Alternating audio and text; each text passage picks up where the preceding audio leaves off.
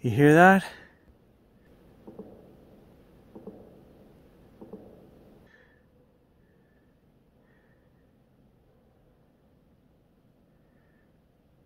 Sounded like a tree knock.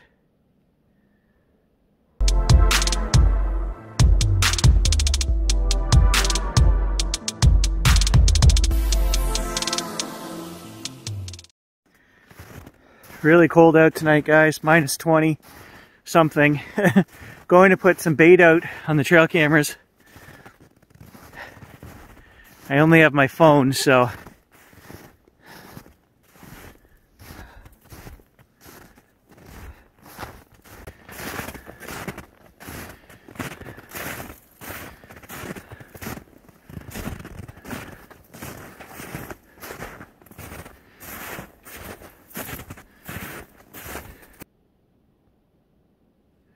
you can hear the neighbor's dogs going nuts way off in the distance.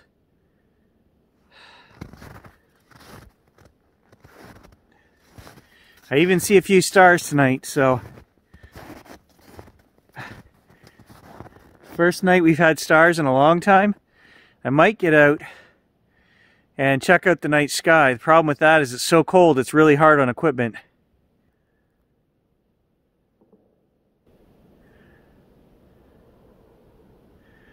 You hear that?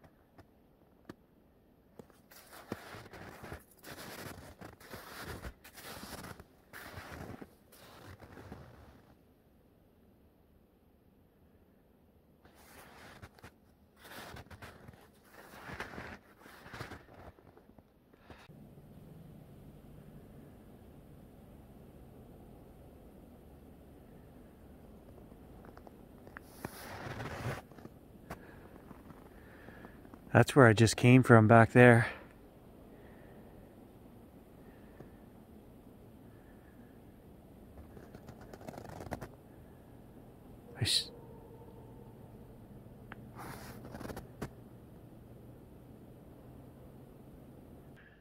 Well, I'm back in the yard now, guys.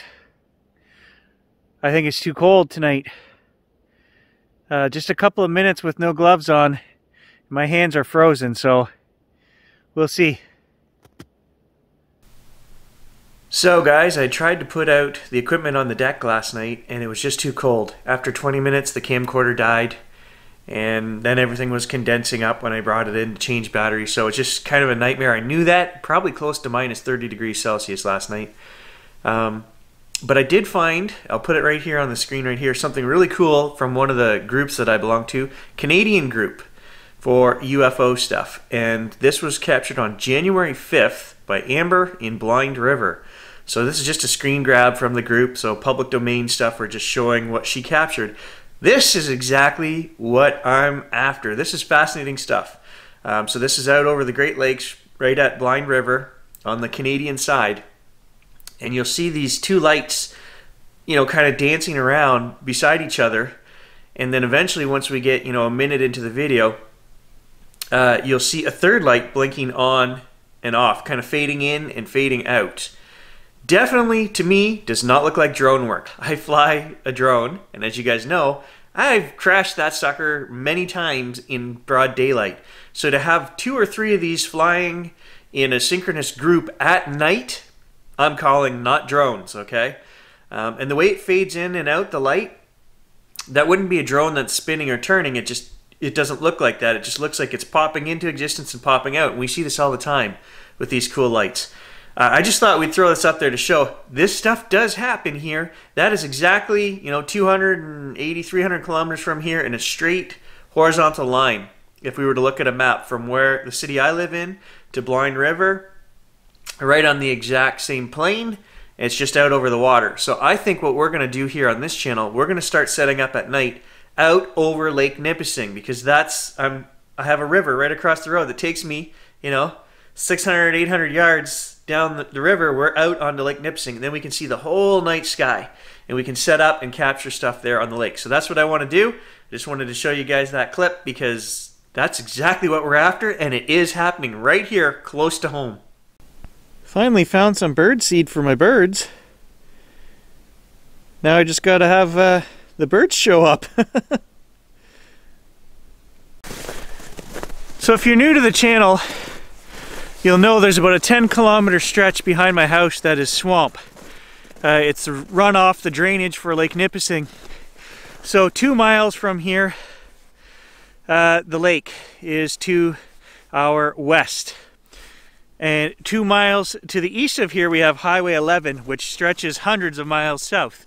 Okay, in between is that corridor of swamp, which is what we drone, which is where we put out the trail cameras, which is a corridor that I would suspect would be used by animals traveling through here on a migratory, heading south.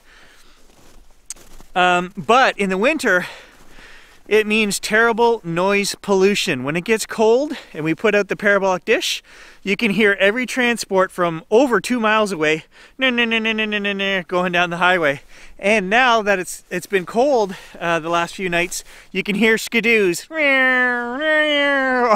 back and forth on the lake. So it's almost darn near pointless to put out the parabolic. Once the temperature drops, the noise just really carries. Like sometimes I swear we're hearing skidoos that are out there probably 4 or 5 miles out on the lake.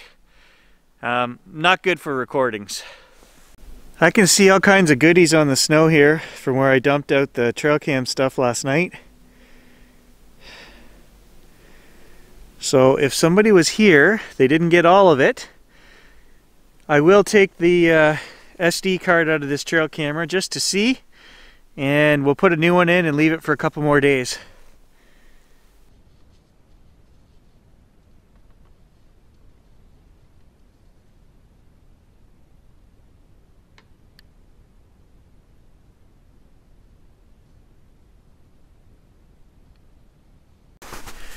So I didn't bring Gage out here today because I knew that he would just eat all of the goodies if there's anything left. So I'd rather the animals get it right now. He doesn't need it, so we'll take him down some different trails tomorrow. He's playing with the kids today right now. He's happy anyway. So while he was distracted, I made a break for the trails. Sometimes it's nice just to get out here on the trails and in the bush where I can sit and it's quiet and I don't hear him running around with his collar jangling and chewing sticks and everything. I can actually listen and hear.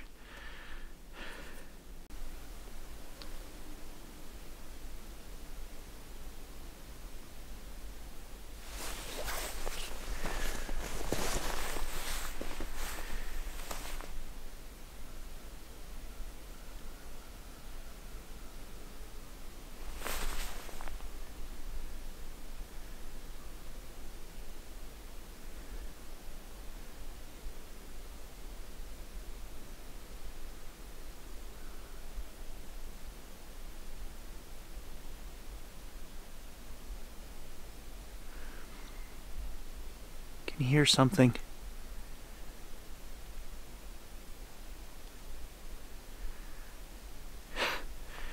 I don't know if the microphone caught that or not. I have no idea what that was. I was just taking the last SD card out of the last camera I wanted to check today here. We're at the smelly spot on the trail.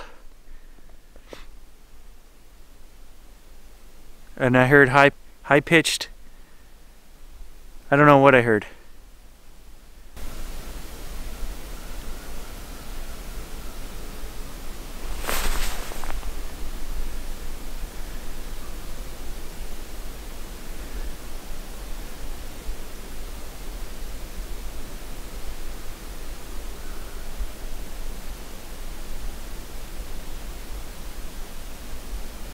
So the last thing I was going to tell you guys, give you a quick update on the Articat machine.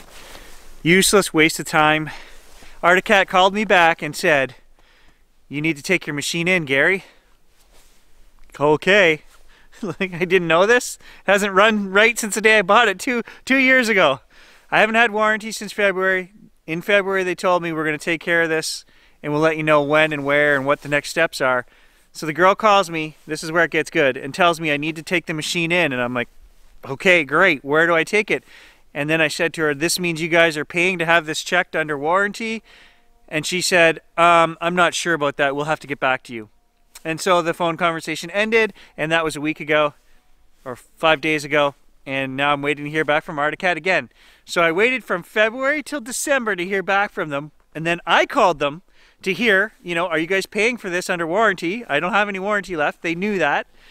And then they called me back and told me to take it in, but they weren't sure if they were going to pay for it. So absolutely ridiculous, bonkers. I don't even know how to deal with this. My stress level on this machine is so friggin' high that if we weren't on lockdown, oh, we got locked down for another 14 days, another 2 weeks here in Northern Ontario. So yay, here we go again. So started with 14 days, we're at 28 now. And if we weren't on lockdown, I'd be showing you guys a new machine right now because that is how frustrated I am with Arctic Cat. Anyway, let's check the trail cameras. If there's anything on there, you guys will see it next. If not, that'll be the end of this video. Stay tuned. I'll catch you guys in the next adventure.